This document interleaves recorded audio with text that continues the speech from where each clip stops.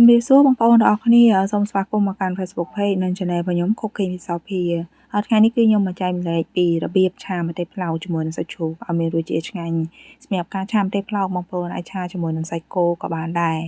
ហើយចំណែកគ្រឿងផ្សំវិញគឺតិចមុខខ្លាំងមែនតើឥឡូវមុនវងនេះគឺខ្ញុំមកកញ្ច្រាំខ្ទឹមសចំនួន4កពឺសិនយើងកញ្ច្រាំវារួចយើងទុកវាមួយឡែក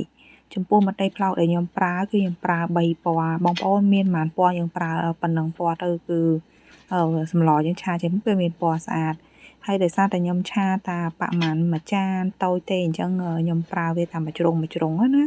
គឺអាក្រហមនឹងកន្លះខាំអាខៀវកន្លះខាំជាមួយនឹងអាលឿងហ្នឹងកន្លះខាំដូចគ្នាសរុបទាំងអស់3ពណ៌ហ្នឹងគឺ1ខាំកន្លះហើយម្ទេសផ្លោក3ពណ៌ហ្នឹងបងប្អូនស្រឡាញ់ពណ៌ណាជាងគេសម្រាប់ខ្ញុំស្រឡាញ់ពណ៌លឿងជាងគេបន្ទាប់មកពណ៌ក្រហមឃើញពណ៌ហើយចង់ញ៉ាំហ្មង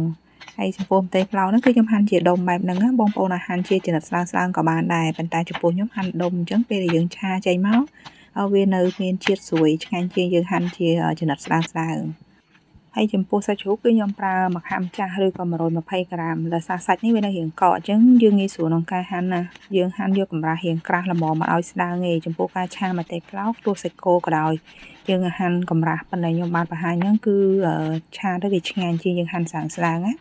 ហើយយើងក៏អាចប្រើជាបកាក៏បានដែរហើយឥឡូវយើងមកធ្វើការលាយទឹកសយើងដាក់ទឹកស៊ីអ៊ីវចូលបន្តិចមកបន្ទាប់មកឲ្យយើងមានម្សៅស៊ុបបន្តិចអំបិលបន្តិចហើយស្ករហ្នឹងប្រហែលជា7ម៉ាលភាកាហ្វេហើយប្រេងខ្យងគឺប្រហែលជាកន្លះស្លាបព្រាបាយហើយប្រេងខ្យងគឺចិត្តអស់ហើយអញ្ចឹងវារៀងពិបាកចាក់បន្តិចហើយខ្ញុំមានដាក់ស៊ីអ៊ីវខាប់នឹងចូលបន្តិចដើម្បីយកពណ៌ហើយម្រេចនេះគឺដាក់ប៉ុណ្្នឹងសិនតែម្រេចគឺខ្ញុំប្រើច្រើនជាងហ្នឹងបន្ទាប់មកយើងបន្ថែមទឹកមកល្មមជាមួយនឹងសសុសរបស់យើងខ្ញុំអត់លាយវាច្រើនពេកទេដោយសារតែប្រហែលដែលខ្ញុំឆាឲ្យបងប្អូនឃើញអញ្ចឹងគឺបន្តិចមួយហ្នឹងអញ្ចឹងយើងលាយទឹកសក៏តិចតាមនឹងដែរហើយរសជាតិទឹកសហ្នឹងបងប្អូនភ្លក់យករសជាតិឡមៗឯងអត់ឲ្យចេញផ្អែមចេញប្រៃខ្លាំងទេហើយខ្ញុំបន្ថែមជាមួយនឹងម្សៅឆាចូលបន្តិចណាហើយឥឡូវយើងមកប្រឡាក់សាច់ហ្នឹងដាក់ខ្ទឹមសចូលបន្តិចមកហើយសោះដែលយើងលាយឲ្យមិញដាក់ចូលប្រហែលជាមួយស្លាបព្រាបាយកន្លះហើយនឹងបន្ថែមម្រេចបងប្អូនបន្ថែមម្រេចរឿងច្រើនបន្តិចគឺឈ្ងុយណាហើយសាច់យើងបងប្អូនច្បល់វាឲ្យសព្វហើយផ្អាប់វាទុកចោលរយៈពេល10នាទីសិនបន្ទាប់ពី10នាទីមកយើងចាប់ផ្ដើមមកធ្វើការឆាយើងដាក់ប្រេងចូលបន្តិចមកហើយយើងរងចាំឲ្យខ្ទះយើងក្តៅសិនបន្ទាប់មកនាងចាក់សាច់ជ្រូកដែលយើងបានច្បល់វាហើយបាញ់មិញបងប្អូនដាក់វាចូលឆាវាឲ្យវាឆ្អិនសិនអាហ្នឹងគឺចំពោះសាច់ជ្រូកយើងឆាឆ្អិនសិនបើបងប្អូនឆាសាច់គោយើងគ្រាន់ឆាវាឲ្យឆ្អិនត្រឹមតែ50%អីបានហើយបងប្អូនប្រើភ្លើងយ៉ាងខ្លាំងតិចបានណាក្នុងការឆាសាច់ហ្នឹងបន្ទាប់យើងឆាឆ្អិនបងប្អូនដួសវាដាក់ចានទុកមួយឡែកសិនហើយយើងបន្ថែមប្រេងបន្តិចទៀតហើយវាបងប្អូនដាក់ខ្ទឹមដែលយើងច្រាមហើយចូលយើងរំលីងខ្ទឹមនឹងឲ្យវាឡើងឈ្ងុយសិនដល់ពេលដែលខ្ទឹមយើងឈ្ងុយហើយបងប្អូនចាក់ម្ទេសផ្លោកអញ្ចូលមកហើយចំពោះខ្ញុំឆាម្ទេសផ្លោកប្រហែលជា2នាទីព្រោះខ្ញុំចង់វាស្លោកតិចណាម្ទេសផ្លោកហ្នឹងបងប្អូនអាចឆាតាមចូលចិត្តព្រោះអ្នកខ្លះក៏ចូលចិត្តញ៉ាំនៅរាងស្រស់ខ្លាំងអញ្ចឹងយើងឆាវាតាមមួយត្រឡប់ពីរទៅបងប្អូនអាចដាក់សាច់ចូលបានហើយប៉ុន្តែសម្រាប់ខ្ញុំ